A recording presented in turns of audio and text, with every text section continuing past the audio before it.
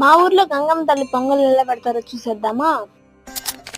Guys, welcome back to my YouTube. ఈ రోజు అయితే మా ఊర్లో గంగమ్మకి పొంగిల్ అయితే పెడుతున్నాము. గంగమ్మ తల్లి అంటే గుర్తొచ్చేది ఫస్ట్ అంబలి. ఊరు వాళ్ళంతా కలిసి గంగమ్మకి అయితే అంబలిని అయితే కలిపేశారు. పూజ కంప్లీట్ చేసి అందరికి తీర్థాలు అయితే ఇచ్చేసారు. యాక్చువల్ అయితే అంబలిని చెమ్ములో తాగకూడదు, కింద కూర్చొని దోశలు అయితే పోసుకుని తాగుతారు. ఇంకా అది అయిపోయాక అందరూ పొంగిల్ తీసుకొని అయితే స్టార్ట్ అయిపోయాం. ఊర్లో వాళ్ళందరూ కలిసి వెళ్ళడానికి అయితే 2 ట్రాక్టర్స్ అయితే మాట్లాడు. ట్రాక్టర్స్ ని నీట్ గా డెకరేట్ చేసేసి అంతా మంచిగా జరగాలని కోరుకుంటూ గుమ్మడికాయ కొట్టి స్టార్ట్ అయిపోయాము.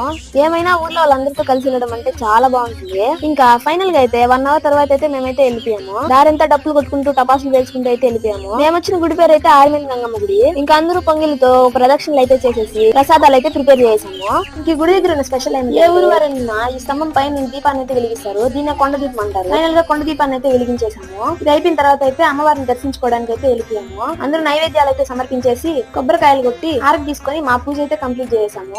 ఇంకా మెయిన్ మన ఫేవరెట్ ప్రసాదాల కోసమే గుడికి